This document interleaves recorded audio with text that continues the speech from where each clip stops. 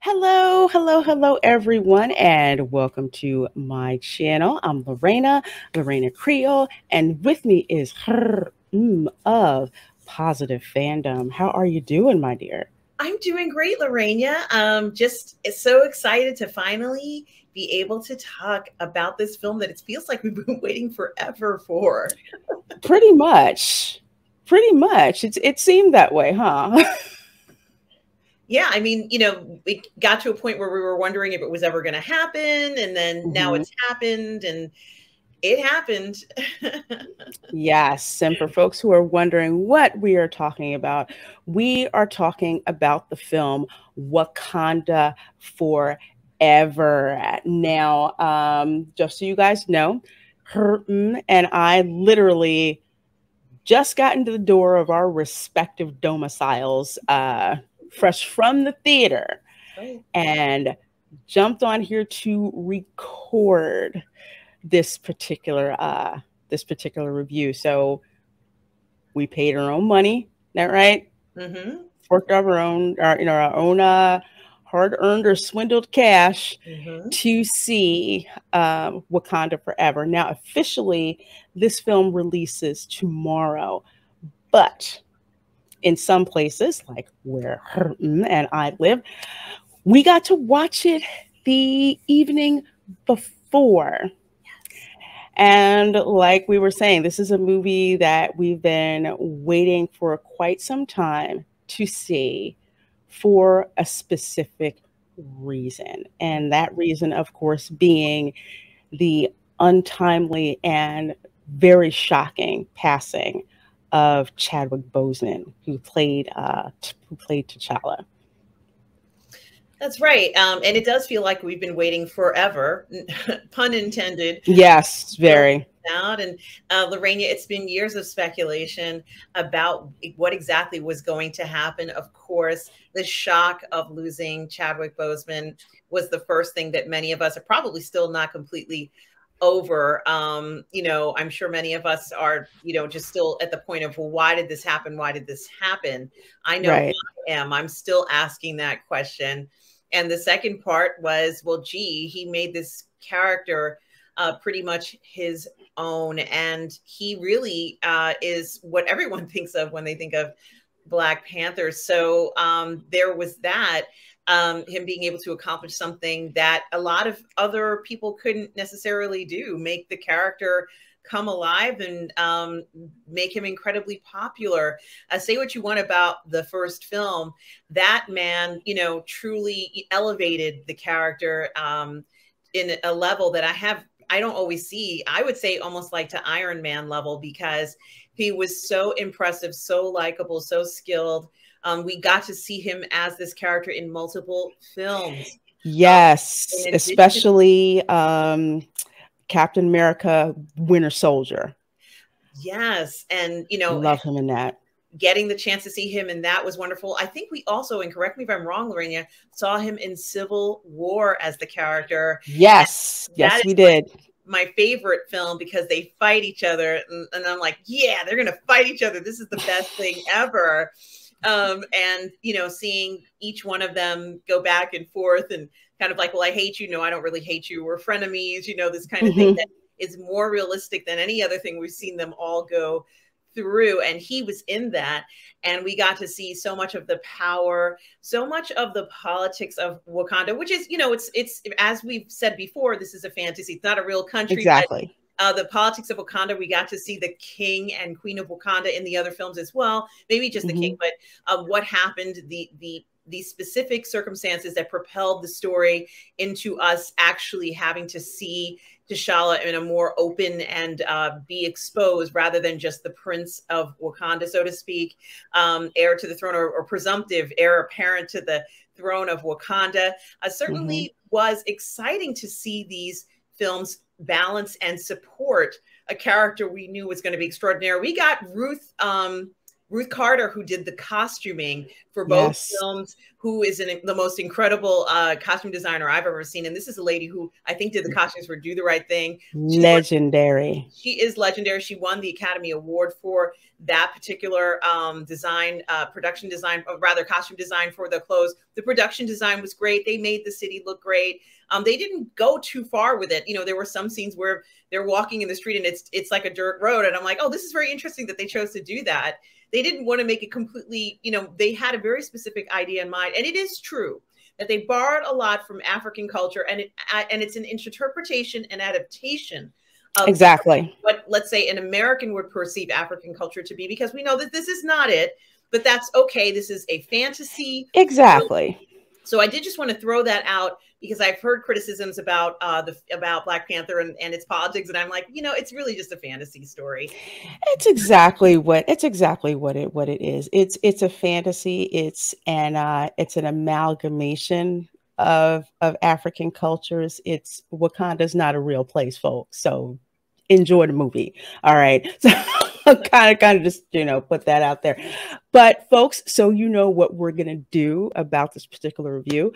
We are going to split this review into two parts. For those of you who do not want spoilers, we are going to be discussing this spoiler free, and how to give you guys a heads up that we're going to be discussing it spoiler free. We're going to be like this when we're discussing it spoiler free. And when we are about to go into spoiler territory, we will give you plenty of time to be gone.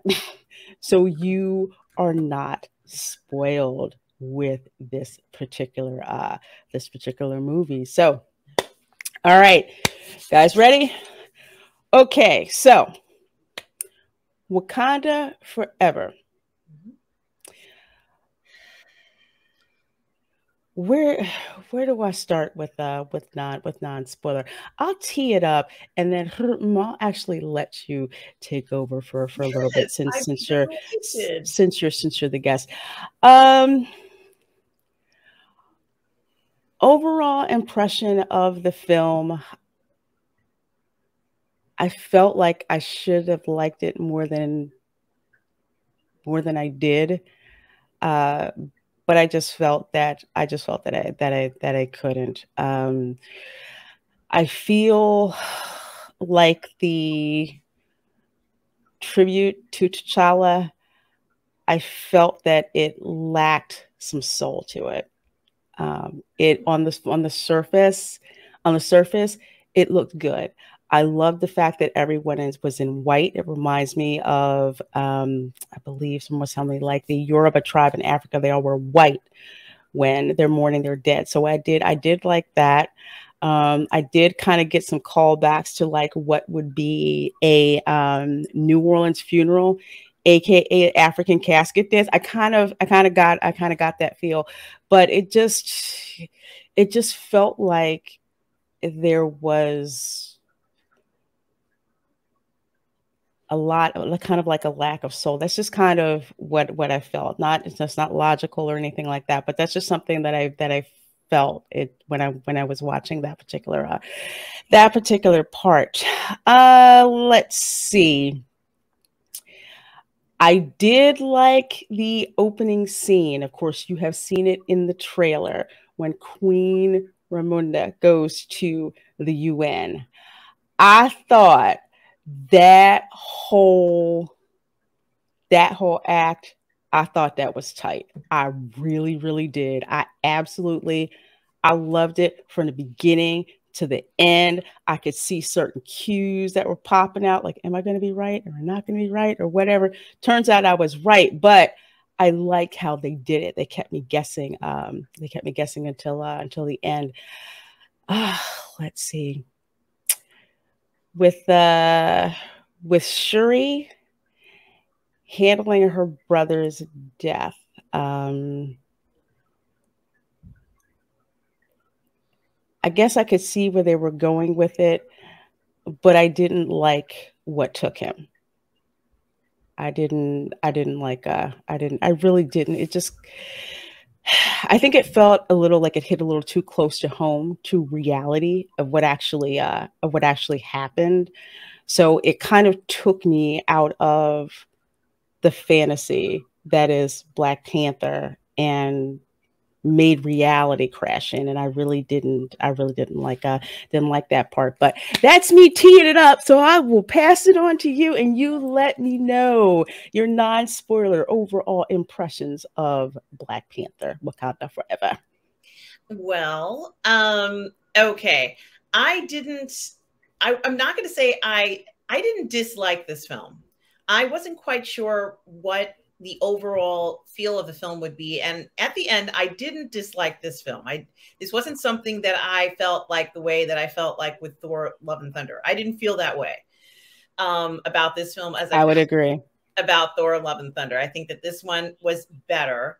And I also believe that the film is exactly how it was advertised and marketed. I think that everything we saw reflected exactly what we got in the film. This is not a sausage party.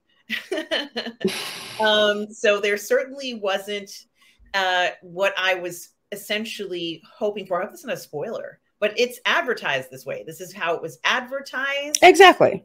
And therefore, I'm just saying that as an advertisement from what we've seen, it was not the sausage party that I would, when I say sausage party, I'm just my kind of funny way of saying male presence, toxic males, male appreciation, strong males, strong men of color, all of that stuff that, let's say, we would expect from a film like this. We were told, you know, very clearly in the advertising and marketing that this film is going to take a different trajectory, Right. a different direction.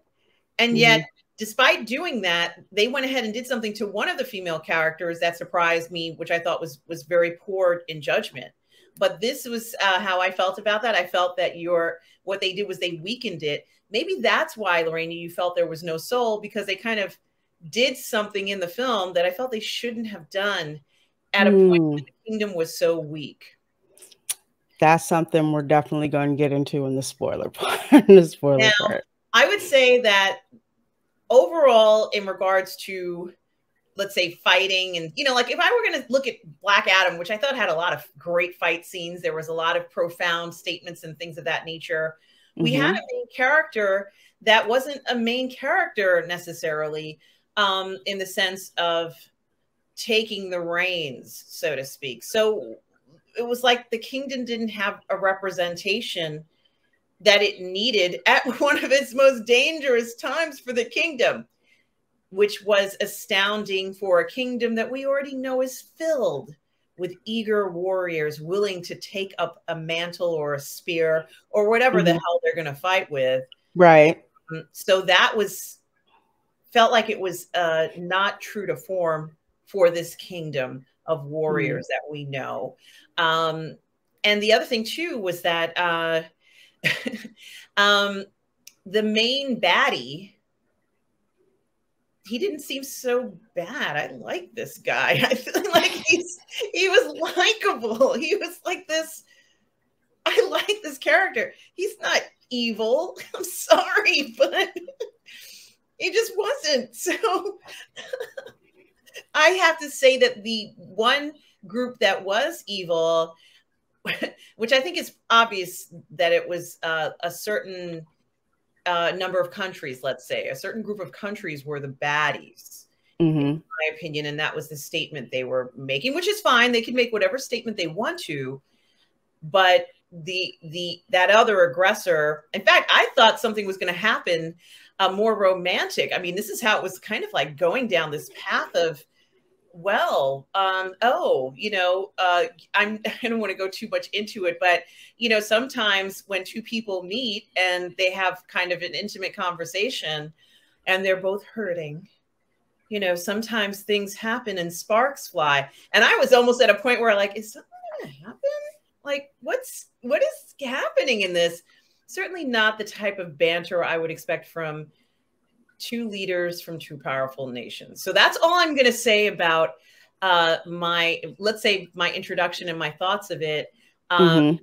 you had mentioned there was kind of like this lack of, it didn't have that good feeling that we got from Black Panther. I agree with you, but I also think that even with the Queen, we felt like we were leaderless. We felt like we didn't have I agree. that strength of, well, someone's going to take the mantle and they are going to tell us where we're going and this is how it's going to be. It didn't feel that way. And I'm trying to figure out why, when it was bolstered that things were going to be kind of like that whole music, everything's going to be all right. Well, is it? Is it all right? I don't feel all right. No, and that's kind of how I felt when I was watching the trailer for it. I'm just like, I don't get the feeling. I don't get the feeling that it is, because whenever a leader dies, there's automatically a power vacuum and usually some kind of struggle over that power vacuum. And it didn't feel that sense of urgency of it happening with the trailer. And I didn't really feel that sense of urgency in the beginning with that. It was just kind of like the same old thing. If you've watched the MCU movies, you know Wakanda's got the vibranium and everybody wants it. That's it in a nutshell. Everybody wants the vibranium. Cool lab. Look at how we can make weapons. Look at all this stuff. You know, you got Shuri's like Q from 007. I mean, she's knocking.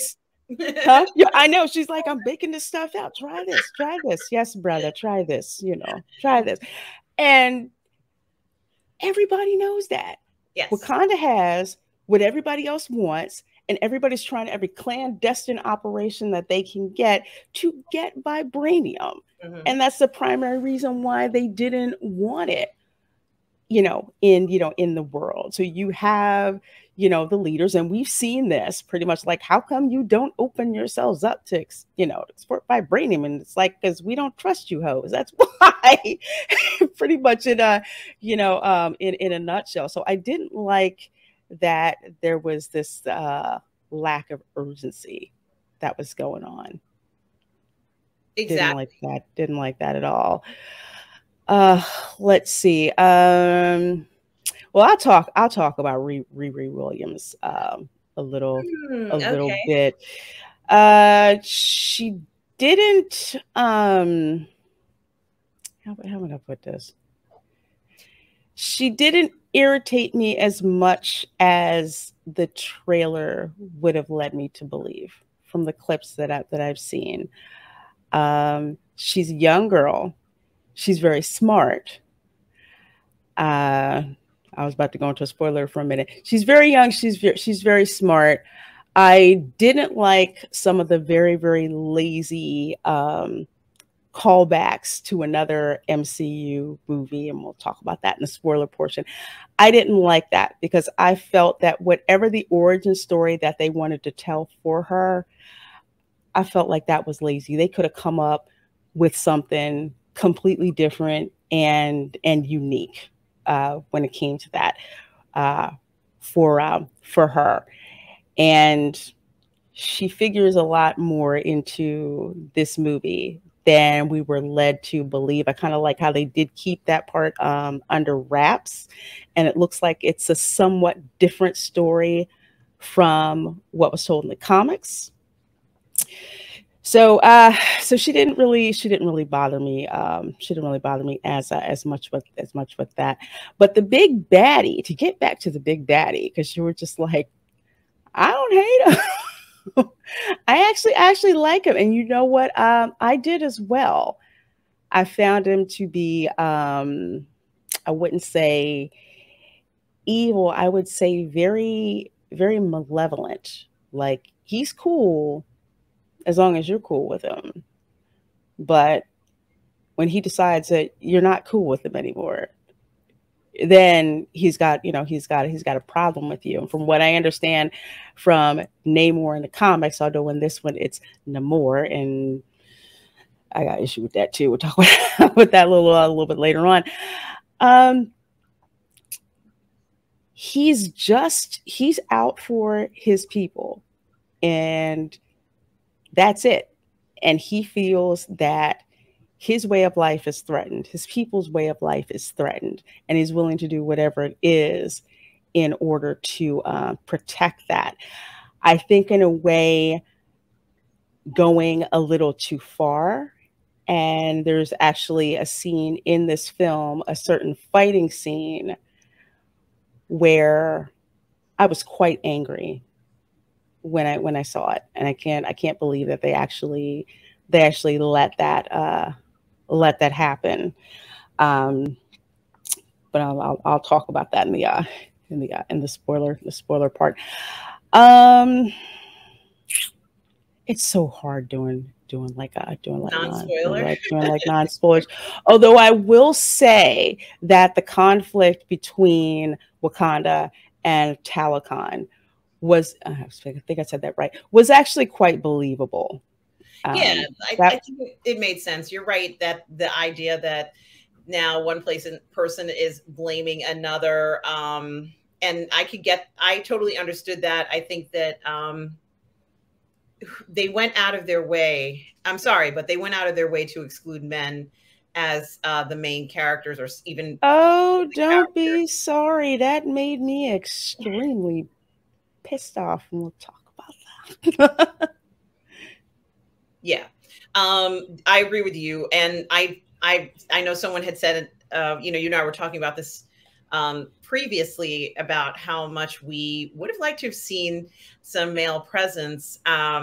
This had none. It was absolutely devoid of any male strong.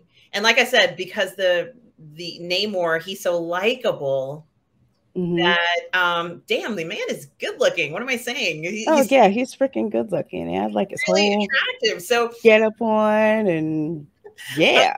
I'm looking at him. I'm like, yeah. So you are a ruler, yeah, and are you single?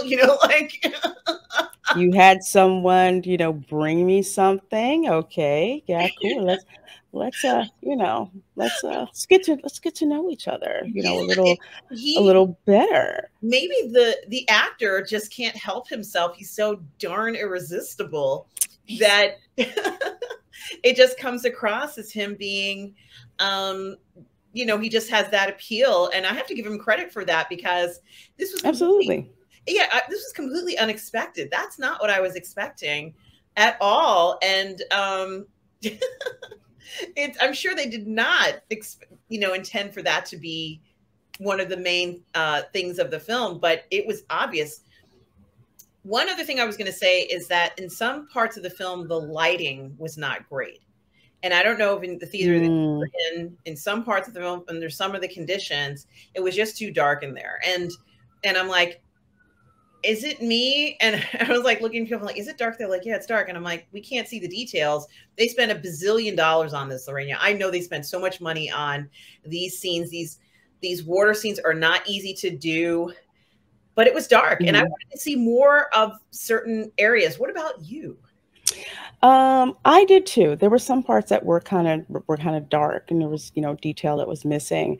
It's like if you're shooting an underwater world, there's detail that we need to see to make it seem so ethereal to us. So overall, it was okay. But yeah, there were some parts where it's like, yeah, you dropped the ball here, you dropped the ball here, you dropped the ball there. You could have done that much better than you did. Talokan looked gorgeous. I did like that. It was beautiful, to see all of those parts, of it. But in the end, I have to agree with you. One of the things that took me out of this movie was the lack of male characters. Total lack of male characters. And it's like, yes, you had Namor, of course, you had him there. Okay, that's one. Compared to the original Black Panther movie, especially when you had the Jabari herdsmen. M'Baku was in this movie, but he just seemed like an afterthought, hanging out with his boys in front of the barbershop. It felt like it felt like comic relief, and I hate that because M'Baku, he had that comic relief, but he was dead serious. Mm-hmm. He had that whole masculine, like, I could be somewhere else doing something more important than Yeah. sitting down here gossiping like women. I mean, that was his whole attitude, and I Yeah. freaking loved it. I absolutely loved it.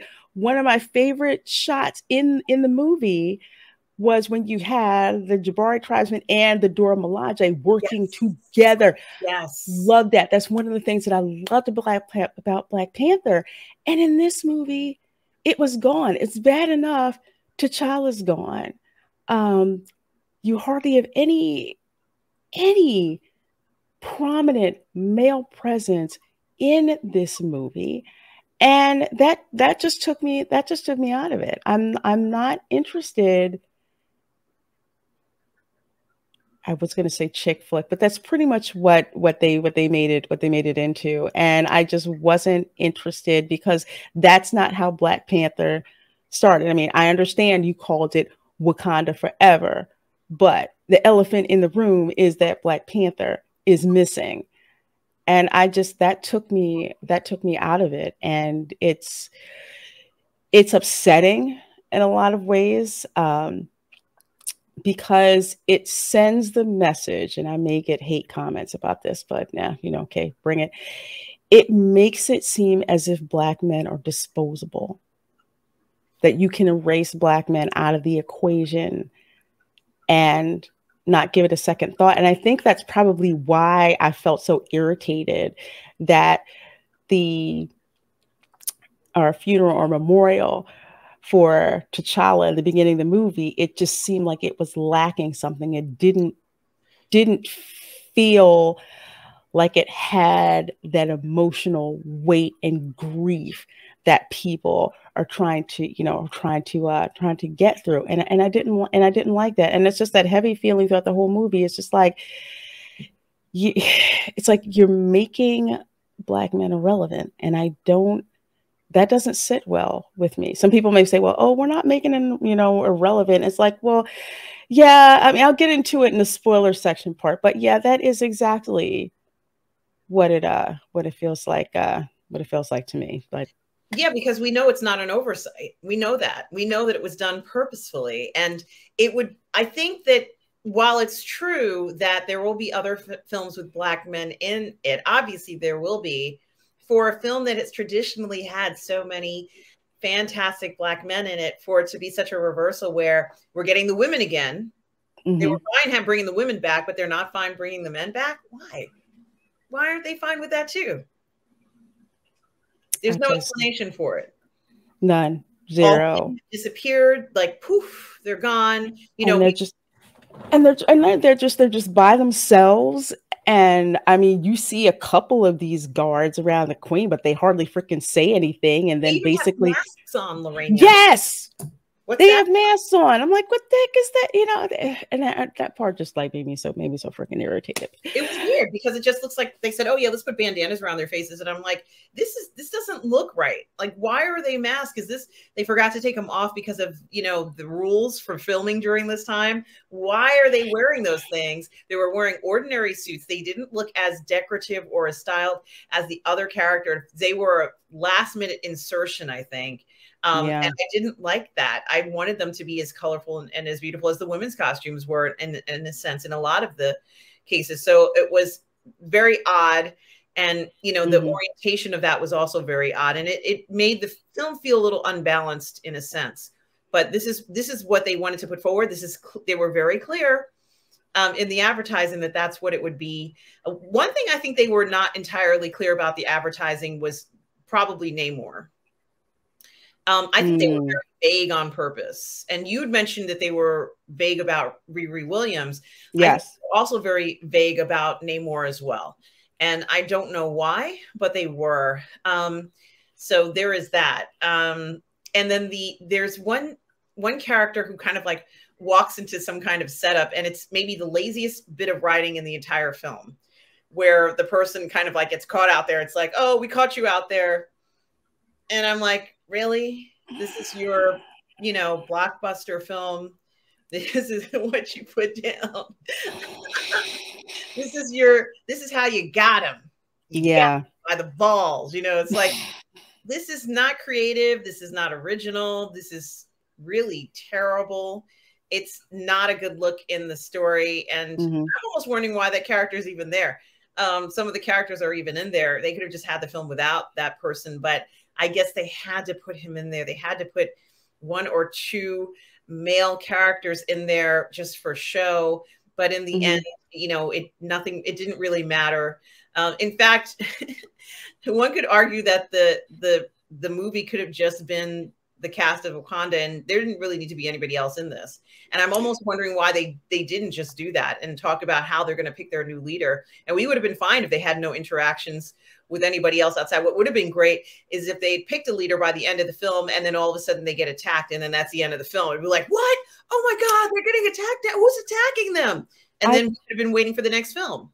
I totally agree. That would have been perfect. Why wouldn't we want to know more about Wakanda and all the politics and the intrigue that's going on, the power vacuum now that T'Challa isn't around? Some stuff's going to pop off. That would have been great to see that. But no, they go for this conflict with another world. Now, I have heard from the comics that Wakanda and Atlantis had beef. I understand that. But it seems like this story was not the story that was in the comics. I didn't like how a certain character was disposed of in favor of elevation of a certain character in order for them to live on. I didn't like that. They could have did that a different way. Totally out of place. And so what does it mean that you can never fail? If you fail, it's like, sorry, one strike, you're out. They're like the Harfoots in Harfoots, where they're like, oh, you got injured? Yeah, well, sorry, you're no longer a Harfoot. Yeah. We're gonna leave you, we're gonna leave you behind. But to kind of wrap it up, I really felt like this movie was about 45 minutes too long. The fight scenes, or I would say, well, the Dora Milaje fight scenes, I like those. I always love those, especially with spears and freaking everything. And I love that. But the Black Panther fight scene, no, did not like that. And I also have some serious issues with that actually being allowed to happen. And I do have something to say about it, because I'm guessing that when we get into the spoiler section, we definitely are going to address that. But I thought that was a very poor writing, but it also shows kind of like that they don't have confidence in her as Panther. No,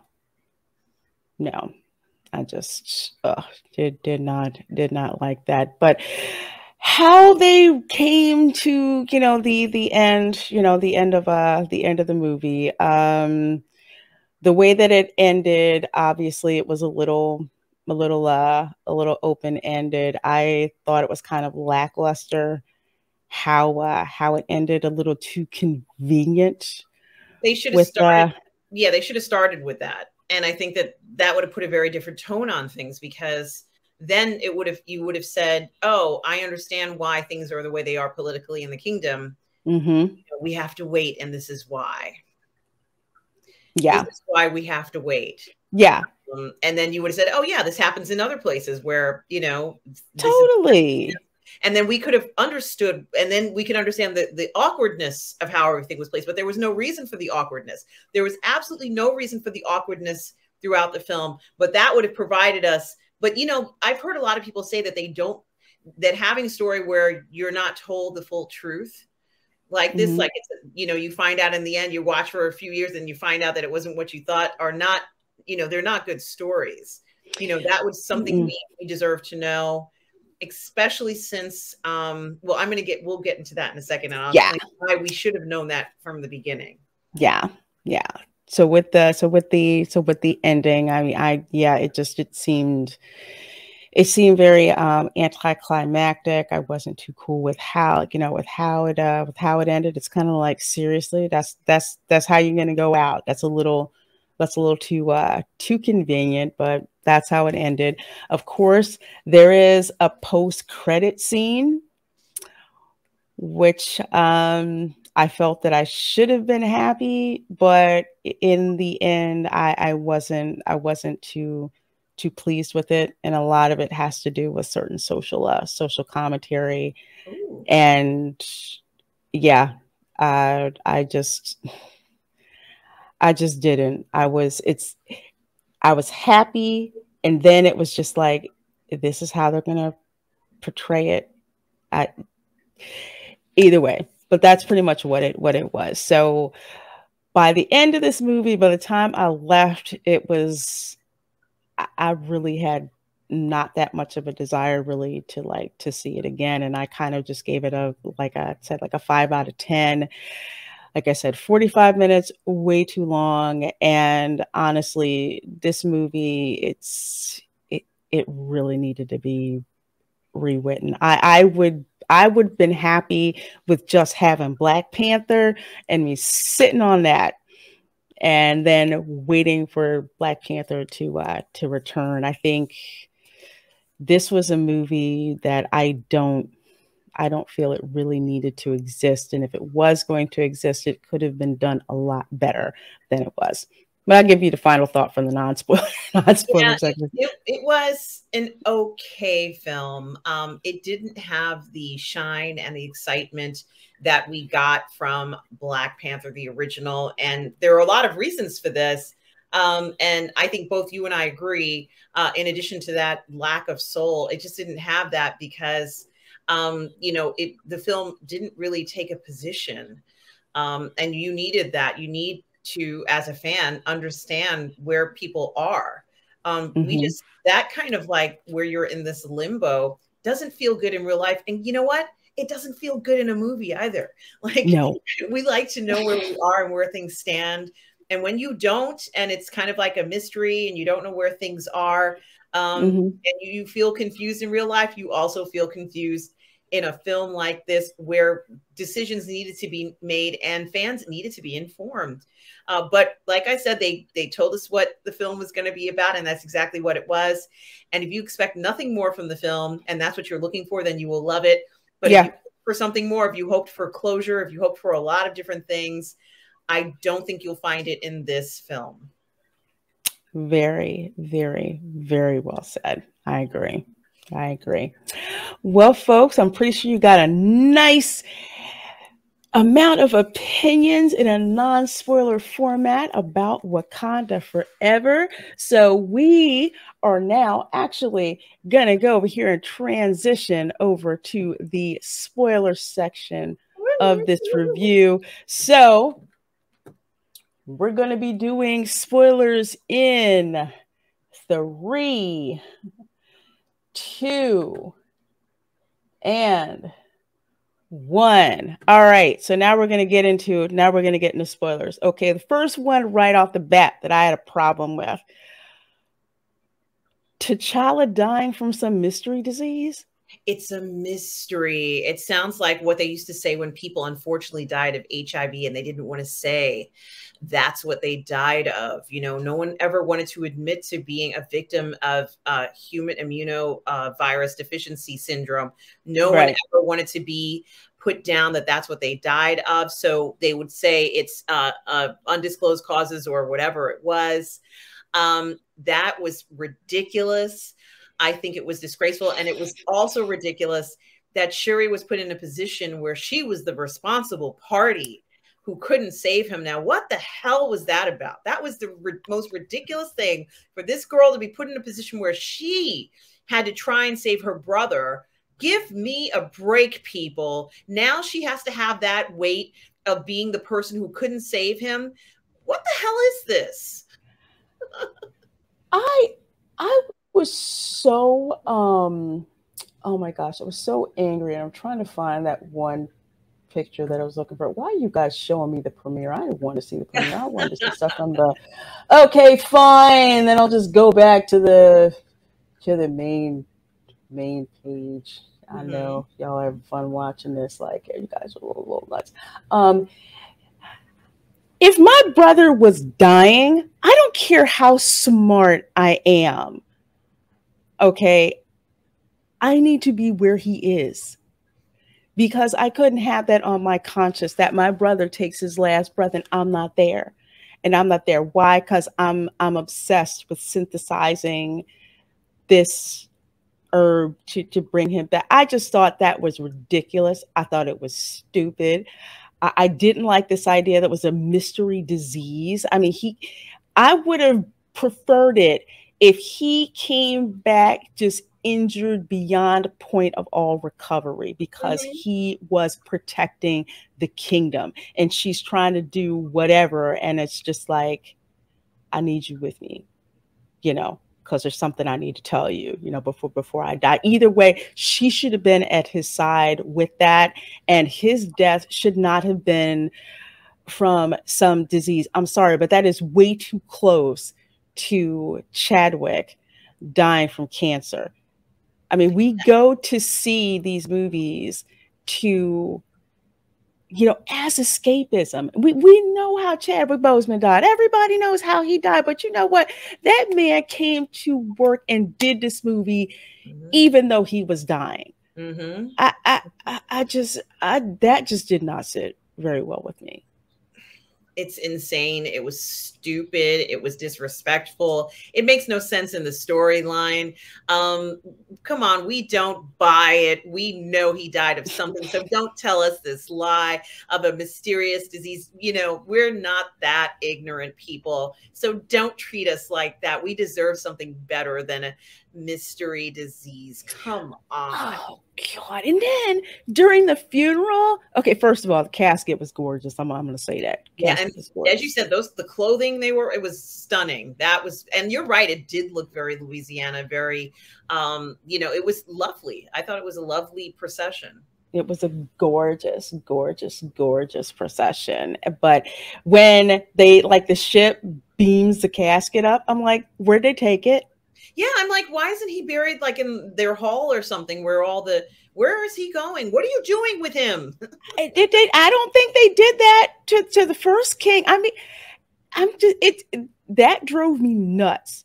That drove me nuts, not getting some kind of closure to that. Even if they would have pulled something like was it the Superman movie or some other movie? No, no, no, no, no, no, no, no, no, no, no, no, no, no, no. Star Trek, is it 3? I think it was Star Trek 3, The Search for Spock. And they find the torpedo case, and there's like organic growth coming from it. So you know that there's some kind of life coming from his casket. If they would have done something like this, I could have actually forgiven them. Yeah, like the Genesis project makes sense because we know that it means that there's going to be new life created. And let's say this was part of their tradition, as you said, Lorena, their tradition where you go into the afterlife or whatever they want to explain it as, some sort of beautiful prophecy. We already know that they go in the afterlife because we've seen it in previous films. So we're expecting to see this. We saw none of that in this film. We saw none of that stuff. We kind of saw a little snippet of something, but it was very weak, very, very embarrassing, and I not nearly as loathed it. profound as the stuff we saw with the King and T'Challa Nothing. and Black Panther. Nothing at all like that. I mean, I was expecting, I mean, I'm kind of skipping ahead a little bit. I Mhm. was expecting for that afterlife scene to either be something on the order of T'Challa talking to his father, the king, or Killmonger talking to Courtney B. Vance. Like the Yeah, flip side. That's what I was expecting, you know, to see. I wasn't expecting for Shuri to wake up and see Killmonger. I'm like, I thought she was going to see her brother. That, granted, it there's a way they could have gone around and did it, even if it was flashbacks, even with him being in white, even if maybe he didn't say anything. CGI. But You could have done a CGI. CGI could have did that. I thought it was either going to be her brother or her mother. I'm thinking, okay, logically it'll be her mother, but I'm like, but if it's her brother, imagine what that would be like. But y'all didn't do that. What did y'all show? Killmonger. Why? Because Shuri's obsessed with revenge. And speaking of revenge, having Namor kill her and you drown her, and she effectively dies because she's trying to save Riri Williams. I, I don't, that's how you're going to let the queen go out. It was the most disgraceful death. She's the strongest character in the movie. She is the most powerful individual in the kingdom. And you go ahead and kill. The movie is about, essentially what they're pushing is, this is strong, powerful Black women. This is what this is about. And essentially what you do is you kill the strongest, most powerful Black woman in the movie. And she goes down like a punk. Yes. That may be that. It's little things like that that just made me angry with, you know, with watching this film. When you first meet, when we meet Namor, right, and he's just basically saying, you know, my mother told me about this place like this, but you don't have to change. But apparently the conflict between Wakanda and Talokan is because guess where they found vibranium? In the ocean. Why? And why is that even a conflict? There's no law saying that you wouldn't find vibranium somewhere else. So why is it that that becomes a conflict for them? You know, we don't know if they haven't, if possibly they're searching the entire globe for it. They're probably searching on the moon for vibranium now, but that has nothing to do with the Wakandians. No. Right? It has nothing to do with the Wakandians. So it has nothing to do with them, especially because the way that they have the lore set up, it's apparently vibranium's only found in Wakanda. And the fact that they found this vibranium in, you know, in the water, I'm kind of just like, okay, so why now are we looking for it, you know, in the water? And then it turns out that, you know, Namor, he's just got vibranium all over him. And so because Wakanda has revealed themselves to the world as having vibranium, he feels that his people are threatened by that. It doesn't make any sense. It would have been great if he, and I'm sorry to even say this, it would have been great if he had actually, and I can't even say this. I cannot say this because it's actually painful to say. Let's say it would have been interesting if Namor was responsible for T'Challa's death. I would buy that. I'm not going to say that he should have, you know, I can't actually say that this character should have done something to the other character because I'm still actually hurting from losing, you know, the star of the film. I'm still actually not cool with it that we had to do without Boseman. Yeah. Let's just say if there was some sort of issue between the two of them, and that was the reason why they had beef, and then, you know, I don't even know where they would go next with it, but that's a valid reason for having a problem with Namor, just for the get-go. And then for Namor to even come back and say, you know, I got one of you guys once, and, you know, now you want to come by here or whatever. They could have created something more creative. But my point is that it would have been much more believable than just randomly finding this thing, and that's supposed to be the reason why they're angry with the, you know, this whole other country. It's very, very circumstantial with this innocent girl who Namor knows she's totally innocent, but I'm guessing this was all part of the setup because she doesn't kill him at the end. I'm kind of jumping ahead. She doesn't kill him at the end, and I'm guessing it was a setup, right? Because he let her. I'm not going to say he let her win, but maybe he did. Maybe he let her win. Do you think he let her win? I think he let her think she won. That's kind of like how I feel like it to me, because going by the way that this character has been pretty, you know, pretty malevolent, like, okay, well, you're not going to give me the scientist. Guess what? I'm just going to have to wipe all of you off the face of the map. all of his people, how they basically attacked Wakanda, how lethal they were. They were using freaking killer whales to like attack people, and whatnot. And I think it got to the point where he figured out, okay, let me live to fight another day and fight smarter. Okay, we'll just get along for right now and we'll bide our time. That's why I found it interesting. Like at the end, where he's telling, I keep calling her his lieutenant, but where she's telling him that why did you let her go? And he's like, she was here. She saw how we live. The surface dwellers are going to come for their vibranium. They have, no, they have no allies. They're going to need us. And then I think he had like this, I think the painting, if I saw this right, I guess it was like a replica of himself wrestling a Black Panther. I think that's what I saw.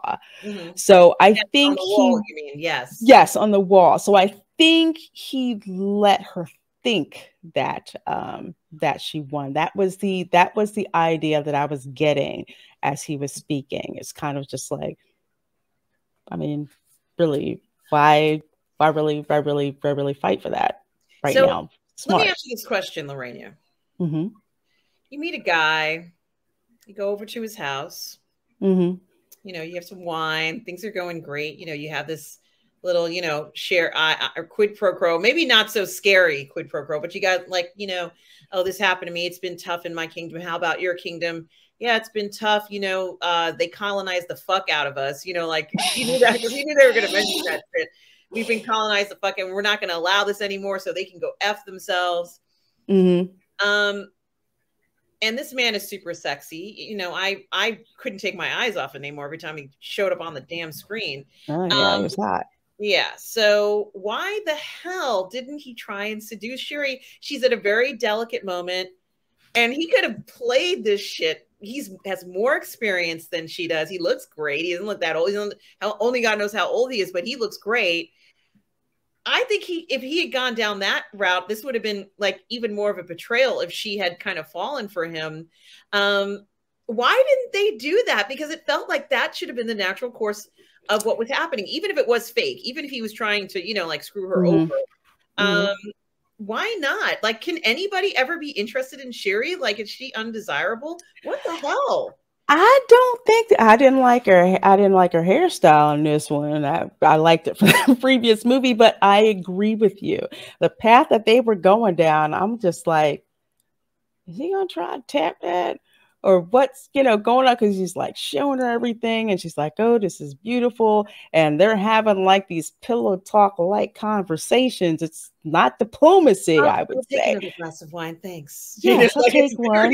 You send me a dress to wear, really? Oh, okay. I'll wear this, and we'll just sit there and we'll just talk, and you show me your people and all of this, and you give me this gift.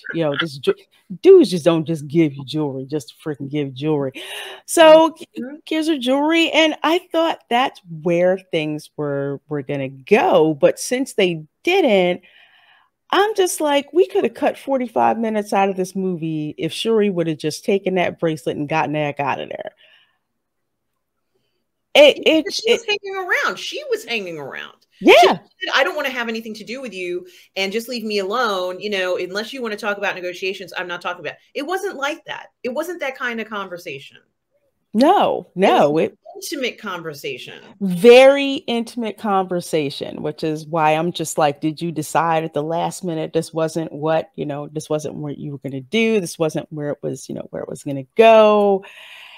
I just felt like they just freaking wasted my time and messed with my emotions with that. So thank you. I think it would have been interesting if they had some kind of intimate moment, and just like what we saw in the story, essentially with one lady having a child, for her to find out that she's going to be having the next child by Namor would be unbelievable. I know, wouldn't that just be crazy? see, they need to hire us. We'll write this real, we'll write this really really good. Oh, one of the again, I'm talking about Riri Williams, because if you when it comes down to it, this movie is basically the vehicle to launch Riri Williams's series on Disney Plus for Ironheart. That is pretty much what this is. We're thinking, the scientist that Namor wants. We're thinking that, it's probably somebody who works for the CIA or the DOD or whoever it is. And who does it turn out to be? Some prodigy from MIT. Now, I really had no problem in the beginning with how the character was portrayed, because engineers are notoriously hustlers. She's like, yeah, where's my Venmo? Yeah, what grade did you get? Okay, pay me, dag on it. That seemed very realistic. That seemed extremely realistic, especially at MIT. But this is the quote unquote scientist. And Cherie's like, well, how did you figure that out? It's like, well, actually, it was from, my metallurgy class, and that's how I figured it out. And I was just like, okay, that's too convenient. You're right. There's a scene where, and I think it's Sherry who says something about her brother showed her how to do something. Her brother showed her how to do this. And Riri's answer is, I just figured it out. Yeah. If it's not the same thing you're talking about, it's one of the other comments she made about, oh, I just figured it out. Yeah, she did. It's like, oh yeah, I just put stuff together and just kind of figured it out. And I'm just like, no, you didn't. No, you didn't. It's trial and error. Even Tony Stark, when he first put together, okay, not the prototype where he got out of Afghanistan, but the one where he started working on in his lab. And the first test that he did, he was hitting the ceiling, going sideways. Yeah. He was messing up, and then the robot came over and then sprayed him with the fire extinguisher. But you saw him making these mistakes as he went on. But there's two things in this movie that pissed me off when it came to Riri Williams. One, they duplicated the same exact scene. Remember when Tony was trying to push just how far? I think it was the Mark 1 or the Mark 5, where the one where that was actually successful, where he left Stark Mansion and he was pushing to see how far he could go. When Jarvis is telling him, you're going up too far, your oxygen is dropping to critical levels, and Tony's like, higher, because he's like that. They did the same thing in this movie with Riri Williams to try to take out a drone at 30,000 feet. I said, are you recreating the same scene from Iron Man 1? And sure enough, they did. And it wasn't the first Iron Man scene that they replicated. You also see later on, she was what? She was fine afterwards anyway. After consciousness being at 30,000 feet, she was totally fine. Even though they warned her, you're going to need oxygen. So it shows that she doesn't necessarily take advice. No, she totally ignored it, and then managed to pull herself out of it. And then, totally fine. Yeah, there's nothing totally wrong. Fine. Totally fine. That one. And then the scene where she's working on, I guess, a new suit when she's in Wakanda, and she's hammering it out, and they show the same shot of her, sleeveless, the same shot that they did with Tony Stark in Iron Man 1, when he's, banging out the headpiece, the face mask on the anvil, and you see him doing that, and they have her doing the same thing. It's just like, we've seen this before. Why can't you give her her own thing and her own mythos, but you want to pull it from Iron Man, and this almost shot for shot the same scenes? I found that extremely disappointing. I did not like it. It's very lazy writing. She can be able to do a lot of things, but she doesn't seem to really have earned any of this stuff. And she's at school at MIT, right? So yes. she's, I think that in regard to the personality seems okay. For, you know, this young woman who Yeah. is, you know, clearly very talented, but, you know, I think that, and I also think that it's not that she isn't unlikable. I think that she's a likable character, but there has to be some sort of growth for her. What's the point of her even being in this film? She provided something, but she didn't grow. She hasn't grown. She has not grown in this appearance of the film. No. Nothing has happened for her. So she's just there. You know, she's running from the baddies, right? She's running from the baddies. She doesn't trust the Wakandians or the Dora Milaje, even though she looks up to them. That doesn't make sense. You know, if the Dora Milaje told me I had to leave right now, I'd be like, I'm sorry, Lorena, we gotta, you and I gotta go, Lorena. We gotta go. We gotta go. You would leave. They don't just pop up on your doorstep out and, you know, and just make up shit. You know, she's a Dora. She knows that this is a Dora Milaje. She knew that woman was a Dora Milaje. She was dressed too well. Her clothing was too fashionable and cool looking for her not to be from Wakanda. So she must be a Wakandian. Like, and you couldn't go by Shuri because she's like, I'll fit in as a student. I'm like, you'll fit in as a student, all right, a male student. Yeah, because no, yeah, that just I so didn't. But if Riri was going to trust anybody, it should have been the princess and the Dora, you know, exactly, Dora Milaje. She should have been able to trust the Wakandians. She knows who they are.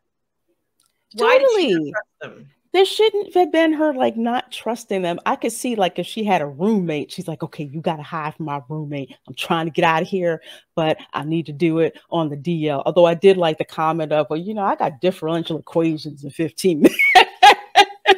Or Lorena, she could have been, you know, and it is true, you know, we admit, both you and I admit that we're nerds, but she could have also been more like Captain Kirk style nerd, where she's like, let me get rid of this guy, and then we can go. And then she could have been like, who's that? And, you know, kind of like a boy crazy teenager kind of thing. And I think that would have been very funny to see that she's like, you know, so what do you think of him? You know, like that would have been very funny to see a woman in this movie who appeared or had some sense of wanting to be interested in trying to hook up or something, because that's what you do in college. This is not untrue. There's gonna be guys like the guy who owed her money. It's like, well, he's kind of cute. It's like, but you owe me money, so it's over, honey. You know, like, yeah, pay in full and have a nice day. You know, and she's a good-looking girl, and I think that guys would have been interested in her and kind of like been like, she's really cute. And also, I liked how they did her hair. She looks good with the cornrows.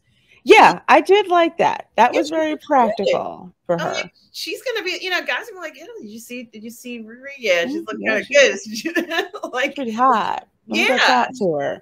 Yes. You know, I would have liked that, but they had an opportunity to write that in a good way, but they just didn't, and they totally dropped the ball with that. Two things that I kind of want to get to. One, they went in a direction that when I was talking with Paulie, we were wondering if they were going to go this way, and they did. They went with the trope of let's blame the Spaniards, let's blame the conquistadors. You know, my people died from smallpox. Contrary to popular opinion, it wasn't that the Spaniards were like, we have smallpox, so we're going to give it to you.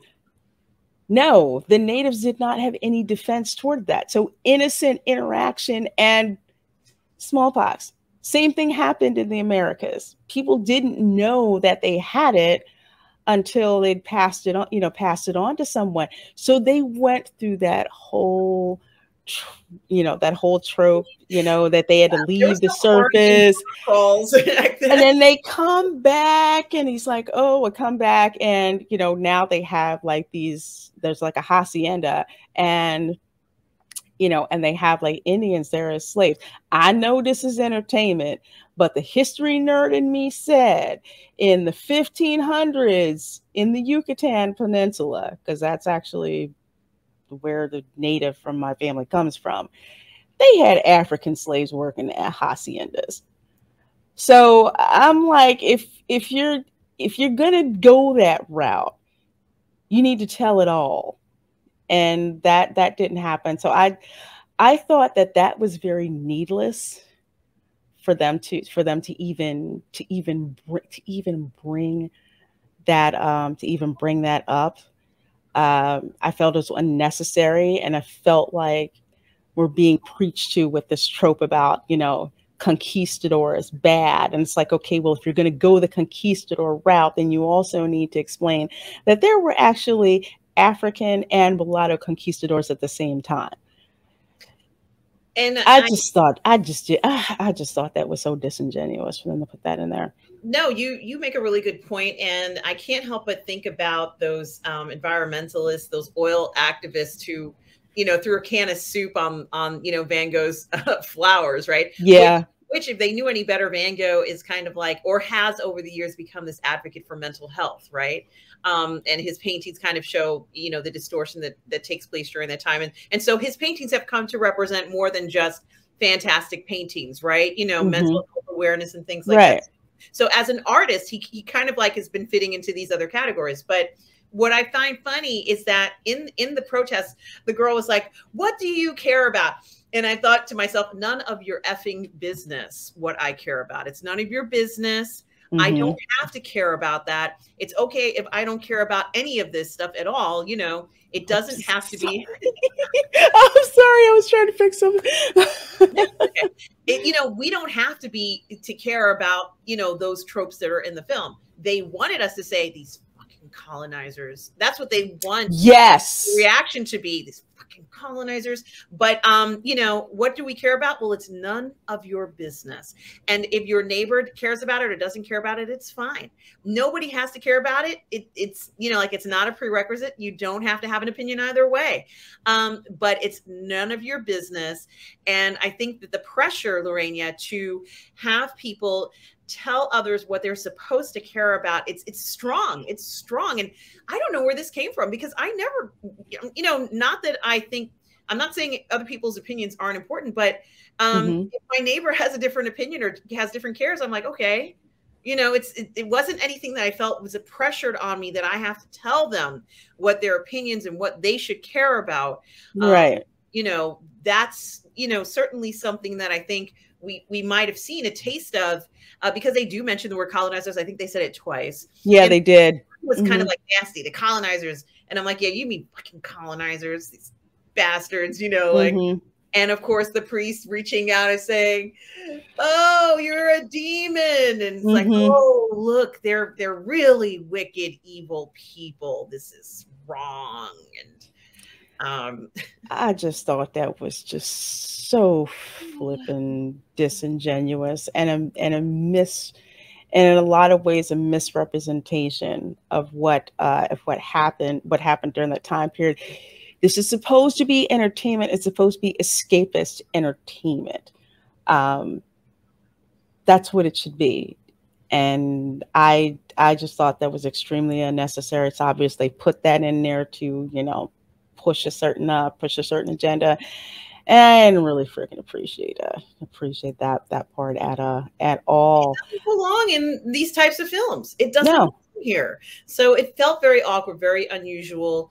I think that what did you think about the consumption of vibranium and how it killed all the people? That kind of reminded me of Jim Jones in a way, like those, like these megalomaniac people. It's almost like a cult.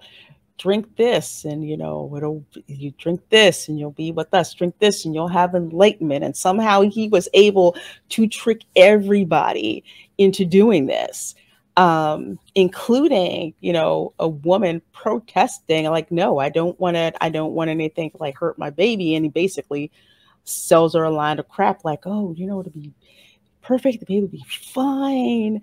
and to just trick all of, all of these people. So it's like, why is his anger not aimed at the The lead. descendants of whoever this person was Mhm. that made them leave where, where they were? I mean, granted, they had stuff happen to them, but it's like, how come his anger wasn't focused on that instead? But everything, I didn't care for that. I didn't like that. And as someone who descends from Spaniards in the New World, I took that freaking personal. I Well, it was just really did. thrown in there, wasn't it? Totally no explanation, no context um at all. And not even necessary. It could have just been, there's all these, fisheries, and you on the surface, it's just like you're encroaching on our, on our marine world. I can get that. I can rock with that. Why is there a reason to go back to the conquistador times? Why? That doesn't that doesn't make sense to me, except to push, you darn colonizers, and just no. Now, the Yeah. other thing that I kind of was curious about, and I don't know all the details, Lorena, but a lot of these cultures, especially the one, let's say, that Namor's people, let's say, were inspired by, Mm-hmm. knew about mathematics. Yes.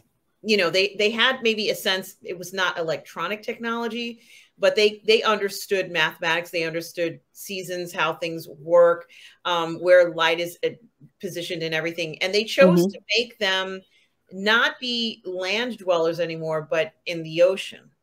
So, his mother mourned for the life she had on the surface, and yet she mourned for that surface life, and yet we see a whole bunch of people wearing masks and pretty much living on the surface. So what is it? Like, Yeah.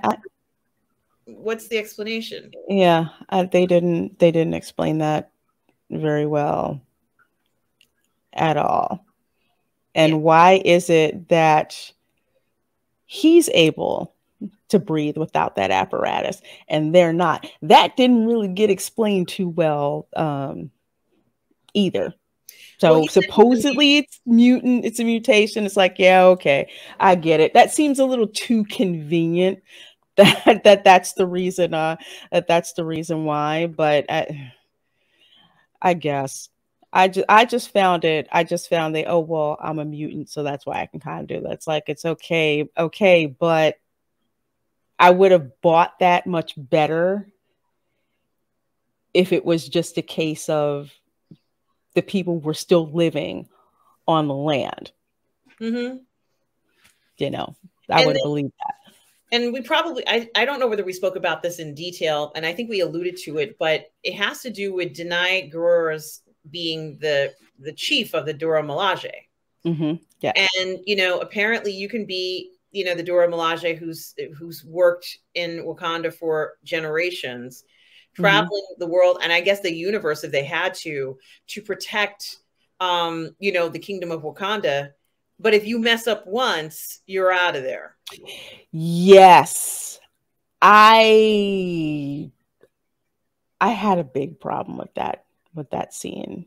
After everything that she's done, and the queen just lays into her, basically saying, when Killmonger was here, you sided with everybody else, where's that traitorous husband of yours? I'm like, and that was kind of like another ding against black men that did not get past me. And I cringed when I heard that reference. Yeah, I it literally was cringed. it was bad, and she's literally begging. She's like, "Mama, please, Mama." And I'm thinking to myself, she doesn't deserve this shit. Stop it. It was one freaking mistake. You guys have never made a mistake in your life, so now, Is it she does that, and she's I don't know. it made zero sense to me. I don't know what the purpose of that scene was. It was just humiliating, and I really felt that she did not deserve that. Not after everything that she's done, everything that she's given to this kingdom. I don't know if they did it so that Angela Bassett would have a, what's love got to do with it acting scene, so to speak. It seems like that's what that was made for, but I didn't like it at the expense of that particular character. That just, uh, I didn't like how that set. But the last thing kind of that I wanted to talk about, and it's something that really bothered me. Didn't bother me that Shuri became Black Panther for now. We'll just put it to you like that. What I did not like was the combat scenes between her and Namor.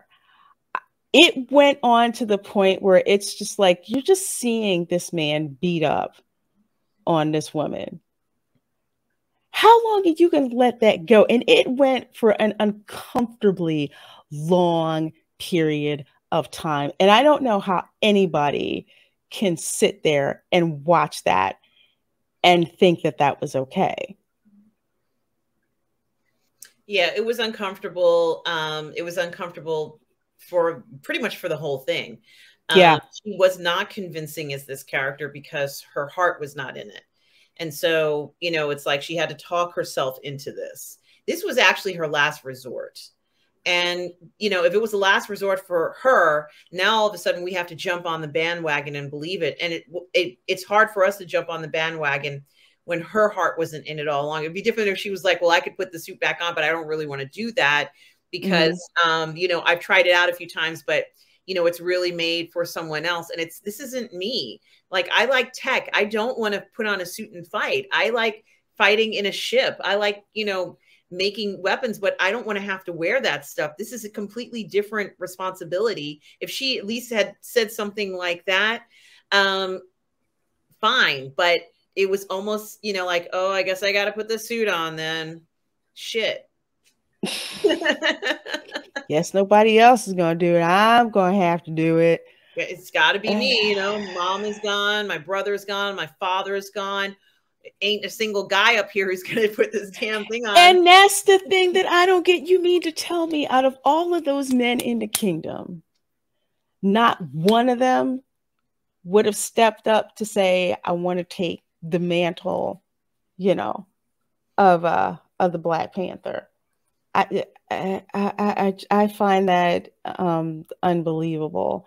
Now, I do know in the comics that Shuri was Black Panther for a certain point in time, but from what I understand, I don't think that was permanent. But for her to take on Black Panther, be known as the Black Panther, I also didn't like the scene where she was arm wrestling Baku, basically prove, hey, I'm stronger than you are. I didn't like that. So between this combat scene with Namor that went on way too long to see this woman basically being beat up on, by a man, I just thought that was utterly unnecessary. And like you were saying, uncomfortable to watch. I was tired of watching it. And the more it went on, the angrier I got. Yeah. It's just, why the heck should we have to see this?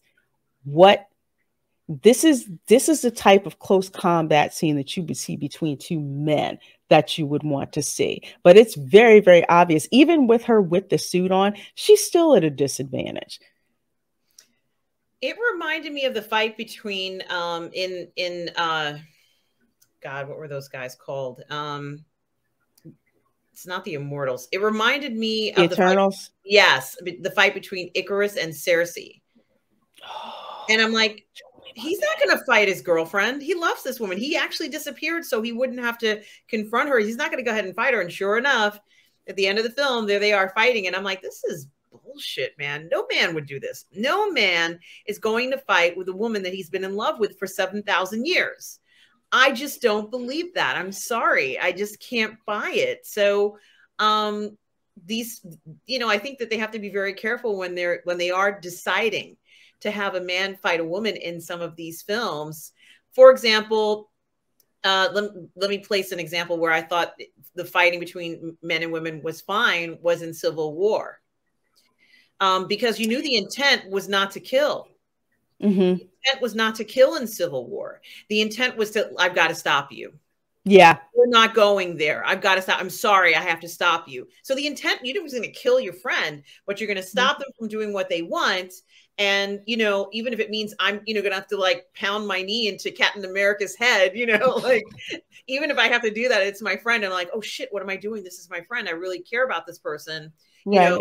And I think a lot of that was apparent, for example, when there was scenes where it looked like Black Widow was, I guess, maybe on the same side as T'Challa for a little while. Yeah. And then finally she's like, I let them go. And T'Challa's like, you know, he's not angry at her. He's not angry. No, he's just like, he understands, right? I get it. Yeah. But a fight between men and women where it didn't have that awkwardness of I'm going to pound you into the ground. Yeah. It just no, not a good look, Ryan Coogler. I'm gonna tell you right now, that just wasn't. But to move on to the post-credit scene. The post-credit scene. Where Shuri is in Haiti. I love that they called it Haiti. Or whatever they call it, you know. They call it. I think that's the Creole name for Haiti. I had a DNA cousin tell me that they're all Haitian, and that's what they actually called it. It was actually shot in Puerto Rico, so that's not Haiti for those who wanted to know. And you find out why, and I keep blanking on her name, Lupita Nyong'o's character, who her suit was freaking awesome. I love that battle suit. I need that. I need that in my life. Ruth Carter, you killed it on that suit. God, Ruth Carter, please make a passion line. Oh my God, why isn't she doing that? I know. Okay, I said it. I need that one in my life. But you find out why her character has been gone for so long, why she hadn't returned to Wakanda, and why she did not come to T'Challa's funeral. Because apparently she has T'Challa's son. And the grandma knew about it. Queen Ramonda knew about this child. And apparently Shuri did not. Yeah.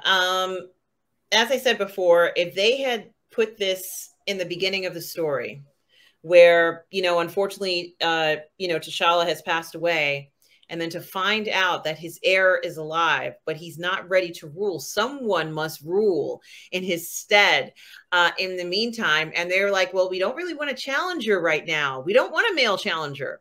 He is the new heir. We don't need a male challenger. He's the rightful heir.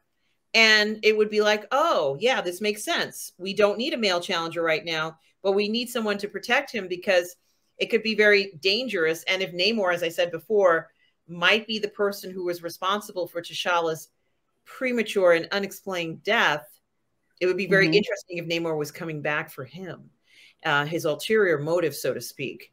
You know, even something like as crazy and zany as that could have been like, holy shit, this is messed out. Namor is really kind of messing with the kingdom of T'Challa on the top level. Certainly made more sense than killing off the queen in the way they did. Bull crap thing. But this child, honestly, this could have been the bombshell moment. And the whole story could have been focused around, because now all of a sudden we have maybe what would be considered a part.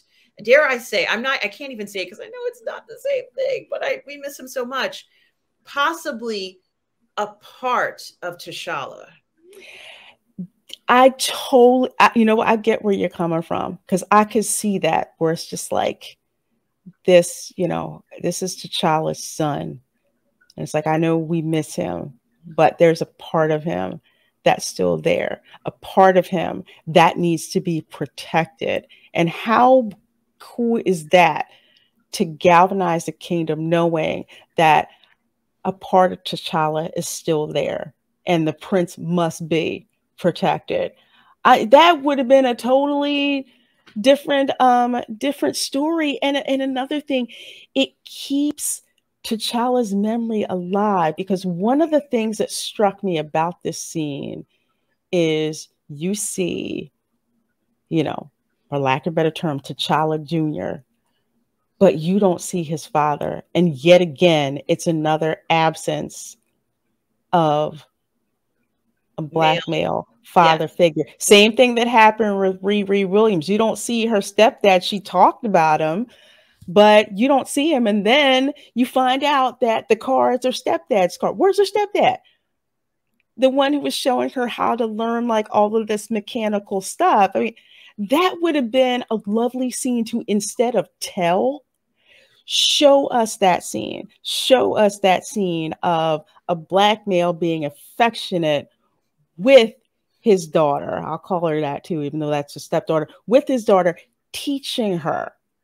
How amazing would that have been to, to see? And it's, again, it's like, I want to love this movie.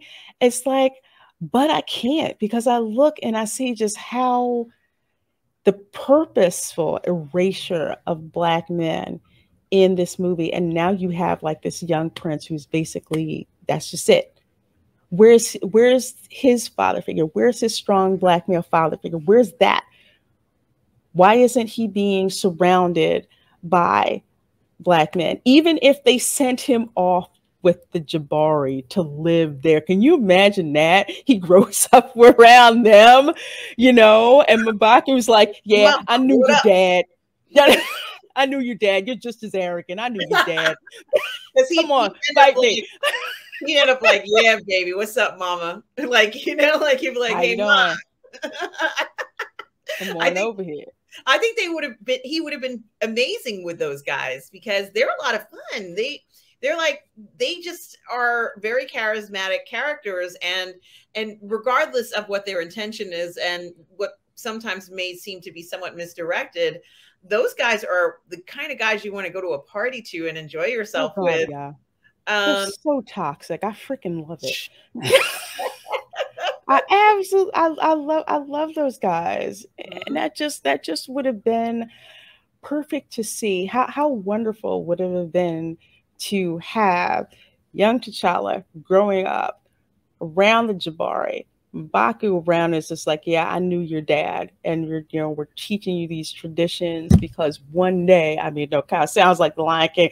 One day, the kingdom will be yours, but in the meantime, you got a lot to learn, young buck. And that just would have been such a positive portrayal, but they didn't go that way, and that's something that honestly, I really can't forgive Marvel for doing that. I mean, now supposedly Black Panther will return, and my question is, well, if it returns as Shuri, I'm not interested. She wasn't able to hold this film, and I don't think she's going to be a character that's going to be worth seeing going forward. I think that they're pretty much wasting their time in regards to building up anything around her now, because now we've seen the future and it's not her.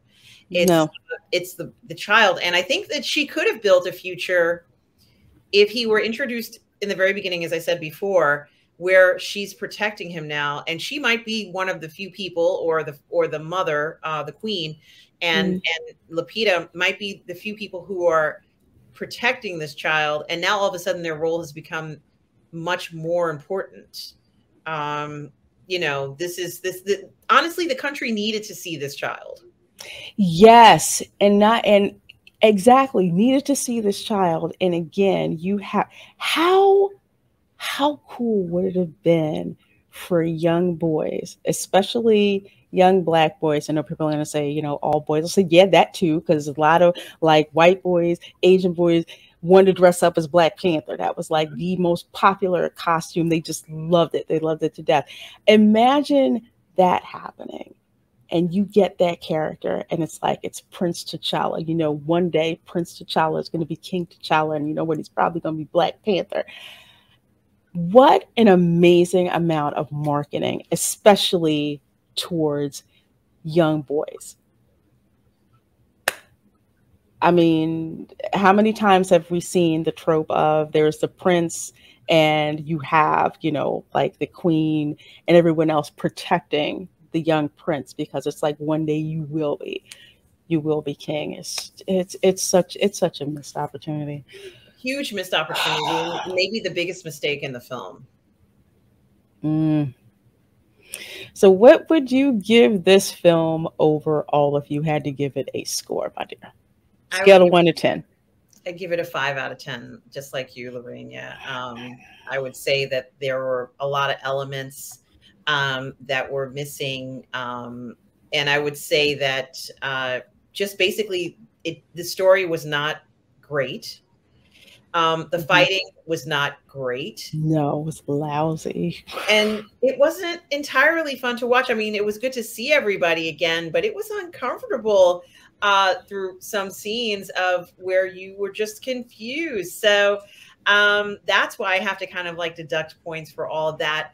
And also that the underwater world was just too damn dark. Darn you for doing that. I couldn't see a thing. Darn you. Vibranium brought you sunlight. Well, it was too dark for me. I am sorry. Yeah, yeah. Ugh. Yeah, I would give it a 5 out of 10.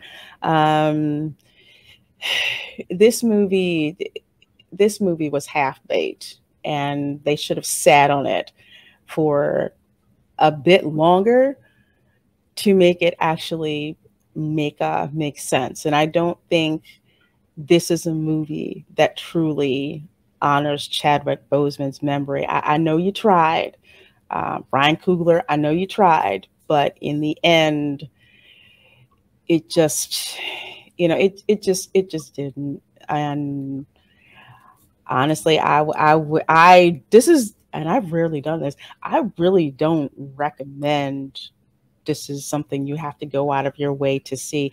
Wait till it comes to streaming. I would say check it out that way. Wait till it goes to streaming and check it out. Go watch Black Panther again. I would say go watch Black Panther and then wait for this movie to come out on streaming. But if you really, really, really, really want to see it, go during the cheapest showing you can go to. I was going to say it's better than Thor: Love and Thunder, Oh God, yeah, that's true. This but is true. not better than Black Adam. No, hell no. Absolutely not. Absolutely not. Oh, well, folks, I know we kind of went over a little bit longer than we planned, but when and I get together and we start talking, we just Yeah, love to do it. you know how it goes. Yeah, you know how we do, and you guys love it when we do too. We're loving it so much. We love you guys too. Yes, we do. So definitely let us know in the comments, what are your thoughts about Wakanda Forever? Did you like it? Did you not like it? Are we being too hard on the movie? Are we being too soft on the film? We would love to hear what you have to say. So please do that. Please do subscribe to my wing lady, of positive fandom. Please do subscribe to me, and we will see you next time. Bye.